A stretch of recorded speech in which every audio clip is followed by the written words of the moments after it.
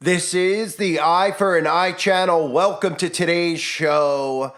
I want to talk about the elephant in the room, which is Elon Musk. We continue to see Elon Musk every year on Satan's favorite holiday, reveal himself to the people out there because they love to use Halloween, not just as a day of celebrating Satan himself. They love to use this day and dress up in costumes and show you really who they are and who they worship. Yet many of the dumbed down people out there, because they believe that Twitter, or now known as X, is a beacon of freedom and free speech because they don't censor apparently on that platform, even though I've seen plenty of content censored. I also see the same nonsense fact-checking boxes thrown underneath every single post made over there. But for some reason, the dumbed down society we live in, the people who claim to be conservative or Republican, seem to love this guy, even though he's tied into pretty much every single agenda that would be tied in to the New World Order, including the Neuralink, which I'll get into, including, of course, other agendas like, I don't know, pretending to go out into space when you can't, right? There's plenty of things that Elon Musk is involved in that should wake people up. The Neuralink, most importantly, should make people frightened, and of course, the AI technology that he promotes. But I just want to start by showing you what he decided to dress as this year on Halloween, because why not? Elon Musk decided to dress as Anubis, these Egyptian loser gods that these Satanists worship. This is all obviously in their teachings. This goes back to Babylonian teachings. You could see this even in the Freemasonic books. They have their Freemasonic Bibles that inside these Bibles teach of all the Egyptian gods. So he decided to dress up as this giant dog, which is pretty embarrassing, but that's what these people are. They love these Egyptian gods. And of course, Anubis is, he is a conductor of souls. He is associated with the dead and the underworld. And of course, this should be something that conservatives see, and they should say to themselves, hey, these Egyptian gods are a problem. We should be. But they don't. Just like when Elon Musk dressed up last year. What did he dress up as last year? Does anybody know? Come on, wait for it, right? I covered it last year. Oh, he had the Baphomet, right, on his chest, and everybody out there was like, what's the big deal, right? He just has the Baphomet right in front of your faces, but he's a beacon of hope, and there's nothing wrong with this guy. Now, of course, let's talk a little bit more about the Neuralink, because we're hearing more and more stories promoting the brain chip. And here's another article from within the last week or so, 2 weeks, from The Economist, by the way. If you don't know The Economist, they always have covers on their yearly magazine with predictive programming all over it, showing you what's to come in the year, and usually it does come true. And what they're trying to do now is ease people in to the reality of the brain implant and getting them to want the brain implant. So they're continually desensitizing people, but just putting story after story after story out. I've been covering it as much as I can because it's very integral and key to people not falling into this deception. And this has to do with Elon Musk as well, because Elon Musk is coming in from the other angle now because he's a conservative, supposedly, and they want to seduce both sides with, again, the option of, you could pick which brain chip you want. You could be a liberal and go to Bill Gates' brain chip, or you can be a Republican and go to Elon Musk, but you need to have it, kind of like the magic potion, right? Oh, Donald Trump's the one who released it, so conservatives should go and get it. Oh, but then we switched presidents, so now everybody is liberal, is pro-magic potion. I mean, it's all, at the end of the day, as they work everyone into psyops, you'll notice the things that they really want everyone to have, they will not, even in the beginning, the conservative media was pro-magic potion for a year or two, and then finally they were just like, yeah. After everybody finally took it, they got enough of the Republicans to take it, conservatives to take it. The same thing will be with this. They'll talk about the brain implant like it's a great thing because it's going to solve diseases. It's going to help. It's going to help us move forward. And I mean, this article says our brain implants the future of computing. It is early, but research is well underway. Now they have a video I'm going to show you. It's pretty frightening, where they talk about wearable eyeglasses that can read your mind. And again, people will be like, wow, that's really cool. I've talked recently about how they're getting people who have disabilities, which is they always start with that. They start with stories, sympathetic stories where people are like, that's wonderful, right? Somebody has Parkinson's, somebody can't talk. neurological issues. Well, the brain chip helps them speak through an interface with the chip and a computer, so whatever they're thinking will go right on the screen of the computer, and then the computer will say it out loud. And people are like, that's wonderful. That's an advancement. We need this type of technology. And then eventually it ends up in a 7-year-old who doesn't need it. And we have a completely controlled society because they all have brain chips where they don't realize that it's not you who's giving out information to the computer as much as it's the computer who's sending information and sending things into your brain and controlling it. But again, they'll never tell you that. Take a look at this clip and keep in mind at the end of the clip, I'll talk afterwards. The human cyborg, the world's first human cyborg. These are all things that they are promoting, they are just desensitizing you to, and they are preparing you for. Imagine computers that can read your mind, and brain implants that control computers by thought alone. Everybody is fascinated about the idea of potentially being able to control things just using their mind. This technology could revolutionize everything, from astronauts in space to care for the severely paralyzed. He'll save his life by turning himself into the world's first cyborg. The gap between the virtual and real worlds is closing. But how long till headsets and screens disappear? This is not the real world. And the Matrix is no longer fiction.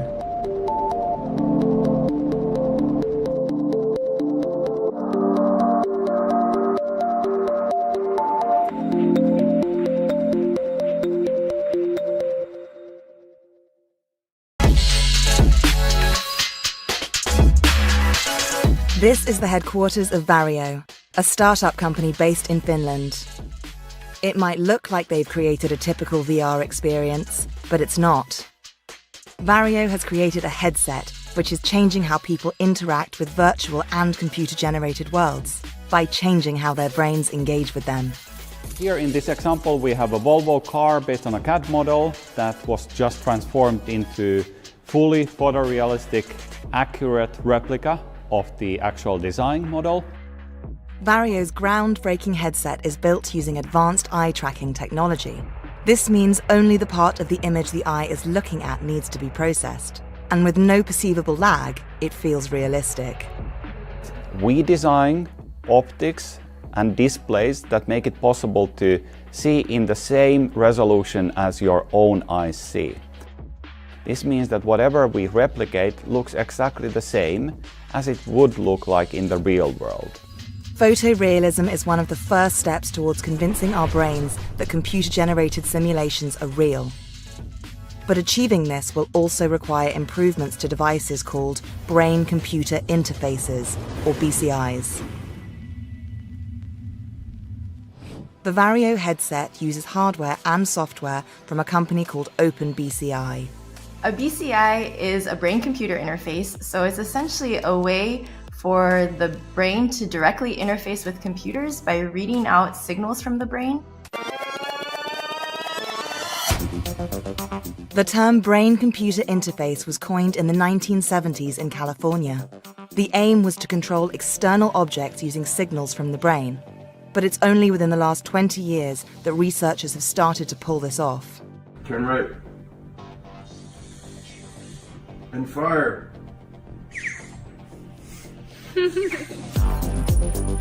Today, there are two kinds of BCIs. The first type are called non-invasive and can take the form of portable devices. Using non-invasive ways of reading out brain activity, those signals are directly translated into ways of controlling computers, whether it's a video game or it's a robotic arm or any sort of machine. To make computers better at reading brain signals, scientists need to get better at understanding the brain.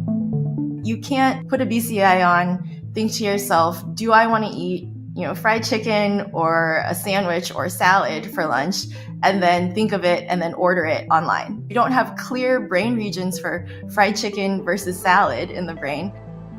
If we know what the brain activity is that we're looking for in the brain region, then we can use that signal to control a BCI.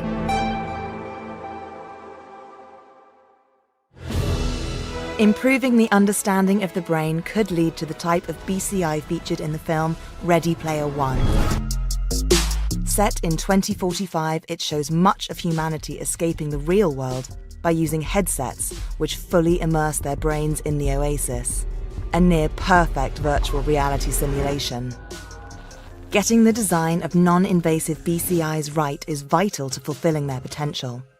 Some find devices like headsets impractical and bulky.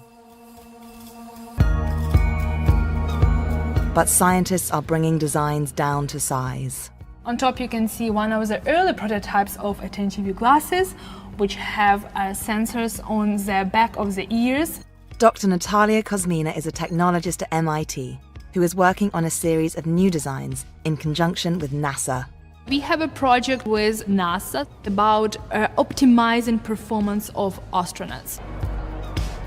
The project is using this technology to read the brain activity of astronauts on missions to the International Space Station in order to monitor their health and performance. So it's a suite of different wearable wireless sensing devices that can pick up brain activity, eye movements, and those can be put in the form factor of a pair of glasses.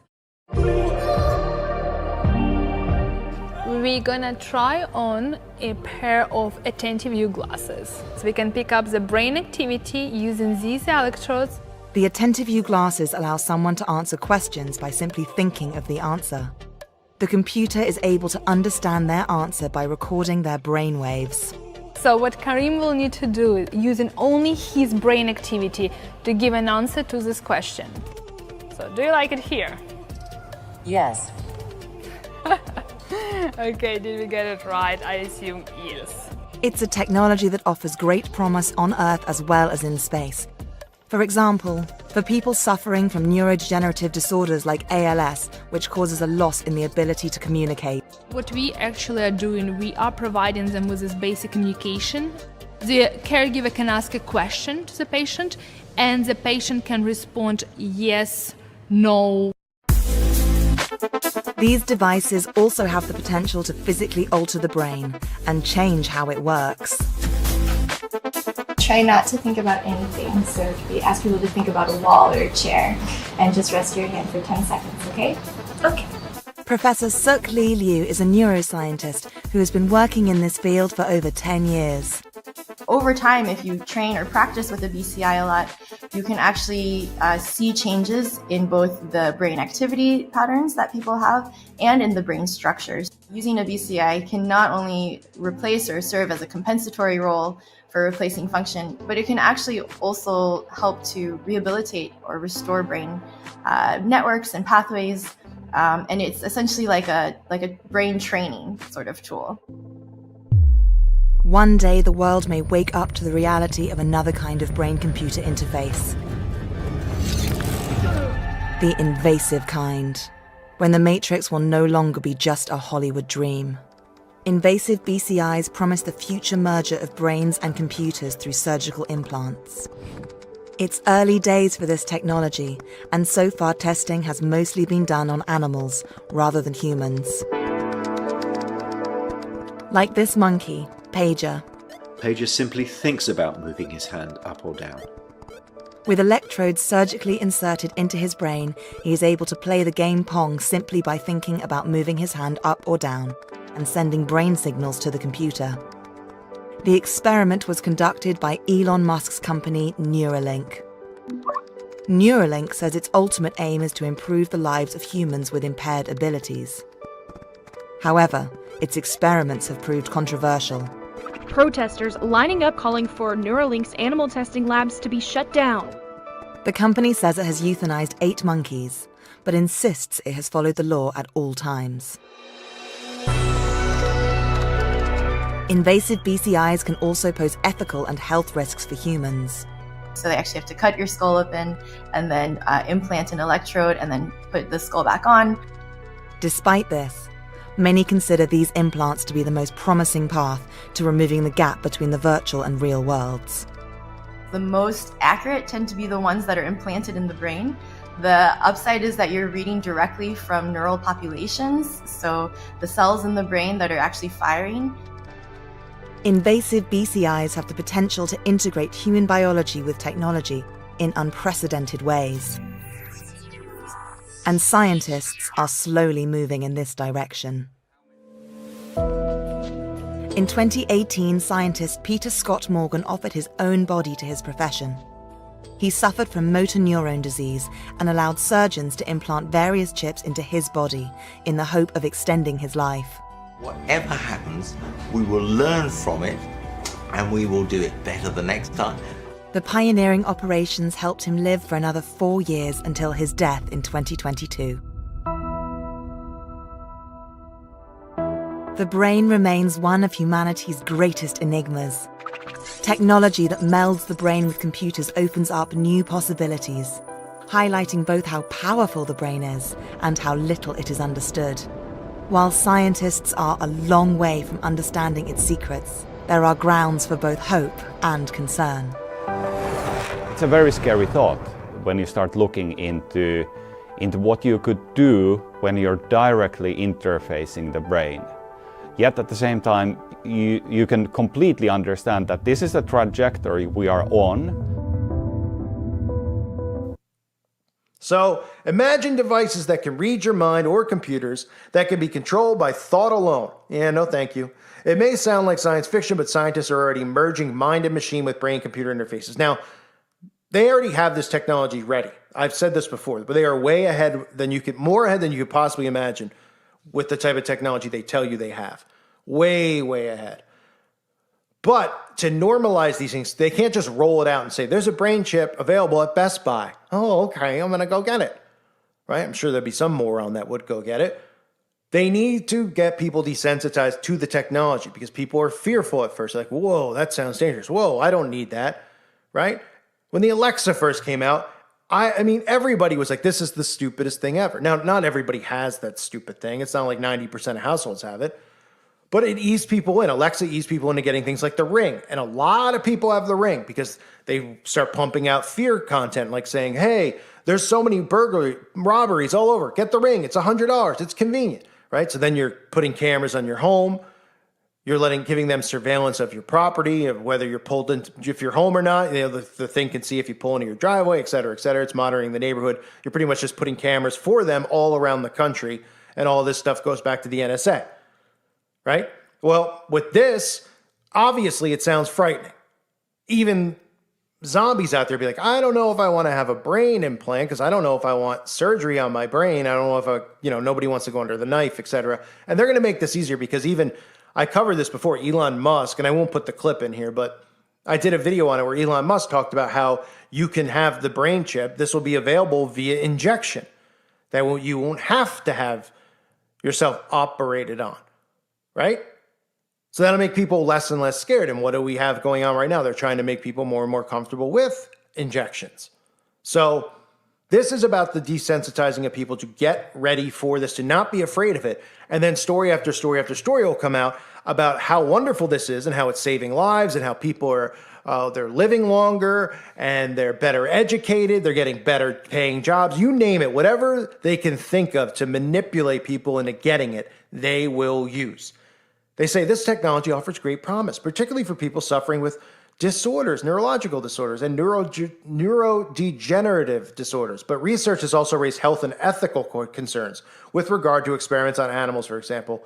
And the thing with that is that they always will raise this like ethical concern thing because they want you to think that they have your best interest in mind. That's the only reason they say it. They're like, whoa, there's ethical concerns. Because they don't want, if they come out and they just go, it's 100% safe, everything's wonderful, people are just more suspicious. So they go, well, ethical concerns, we gotta just keep working on it to make it better and better. And people are like, okay, well, I'll wait then until you come out with more data. And then they just come out with more fake data a year later. And like, now we've seen an improvement of 95%. Oh, okay, right here with the magic potion. What are other things you hear with the ethical concerns? I just covered with the cloning again, where they were talking about cloning and people weren't going, why are we doing this? They just were like, for ethical, we need to monitor this for ethical purposes because, we care so much about society. We don't want anything to possibly go wrong and we don't want anything to be, ethically,